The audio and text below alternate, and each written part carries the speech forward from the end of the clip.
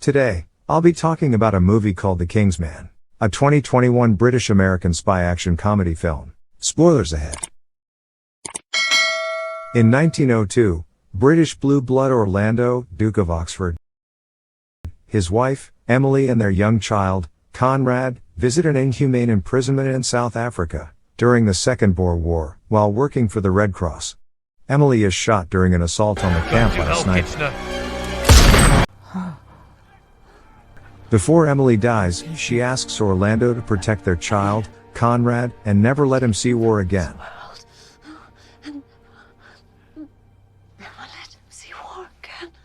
12 years later, Orlando enrolls two of his workers, Shola and Polly, into his covert agent network, devoted to safeguarding the United Kingdom and the British Empire from the oncoming Great War. Conrad, anxious to battle, is illegal to sign up by the defensive Orlando, who convinces Lord Kitchener, Secretary of State for War, not to allow him to enlist in the military. At the command of Kitchener, Conrad and Orlando ride with Orlando's companion, Archduke Franz Ferdinand, through Sarajevo. Conrad saves the Archduke from a bomb tossed by a rebel, Princip, a revolutionary purpose on igniting a conflict.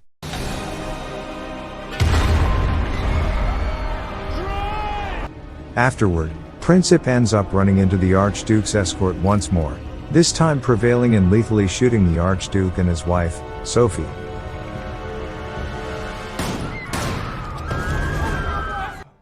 Orlando's gathering, depending on data from other dignitaries, socially imperceptible workers, discover that Princip was important for a plot to pit the German, Russian, and British domains against one another.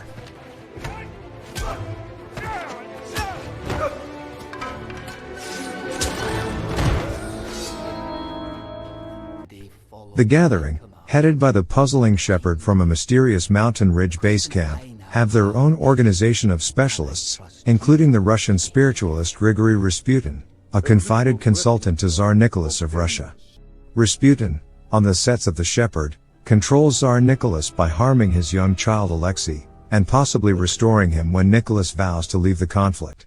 Conrad is informed of Rasputin's control by his cousin, Prince Felix Yusupov. Realizing the Western Front will be left defenseless assuming Russia leaves the conflict, Conrad conveys this data to Kitchener and his confidant Major Morton, who set forth for Russia.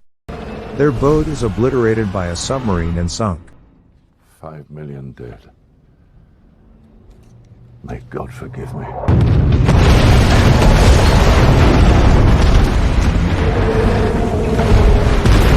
Expression of Kitchener's demise arrives at Orlando, prodding him to go to Russia with Shola, Polly, and Conrad to manage Rasputin for the last time. At a Christmas celebration facilitated by Prince Yusupov, Orlando, Shola, Conrad, and Rasputin battle.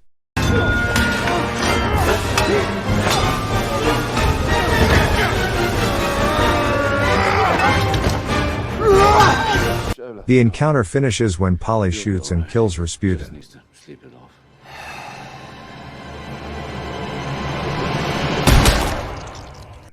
At the shepherd's request, Erich Jan Hanussen, a consultant to Kaiser Wilhelm II, sends the Zimmermann telegram, wanting to occupy Britain and the United States. Albeit, the message is caught by British insight and given to the United States President, Woodrow Wilson, who won't join the conflict without substantial evidence. The shepherd initiates Vladimir Lenin and orders his Bolsheviks to oust the Tsar and eliminate Russia from the conflict, sending a professional killer to kill the Romanovs. Presently old enough, Conrad is dispatched into the Grenadier Guards against his dad's desires. Orlando meets with King George V, who brings Conrad back to Britain, but Conrad sends back a youthful trooper named Lance Corporal Archie Reed in his place, giving him the code name Lancelot to make an impression on his dad. Camouflaged as Archie, an individual from the Black Watch, Conrad volunteers for a mission into no man's land to recover data from a British specialist injured there, yet is confused with a German covert agent upon his return and executed at gunpoint. You're right. There's a simple explanation. I'm not Archie Reed. Fucking German spy. I'm Conrad. Notwithstanding, the data he recovered from the government agent is the evidence President Wilson expected to enter the conflict. Orlando's gathering learned President Wilson is being extorted with a film of him being allured by one of the shepherd's representatives, Mata Hari. Orlando finds her at the American government office and subsequent to overwhelming her recuperates her cashmere scarf, produced using intriguing fleece just found in one explicit hilly locale. Accurately distinguishing this area as the Shepherd's headquarters.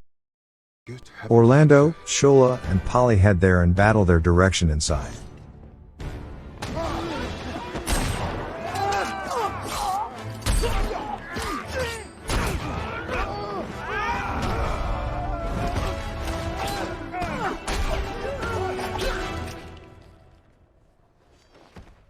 Morton, who had faked his own demise and sunk the ship, is uncovered to be the Shepherd. Orlando and Shola battle and kill Morton,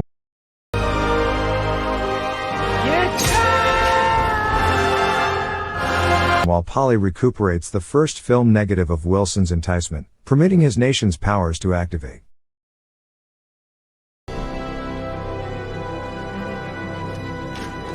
We're going to war! A year after the conflict, Orlando buys the Kingsman tailor shop as a front for his association. Orlando, Shola, Polly, King George, Archie Reed, and a U.S. diplomat structure the first Kingsman, each expecting a code name from the King Arthur legend to respect Conrad. In a mid-credit scene, Hanussen is uncovered to have taken on the Shepherd character, and acquaints Vladimir Lenin with the Romanovs' executioner, the youthful Adolf Hitler. That wraps up our recap for the movie The Kingsman. Thanks for watching, and feel free to comment on what movie we should recap next. Don't forget to subscribe and turn on your notification bell. See you next time.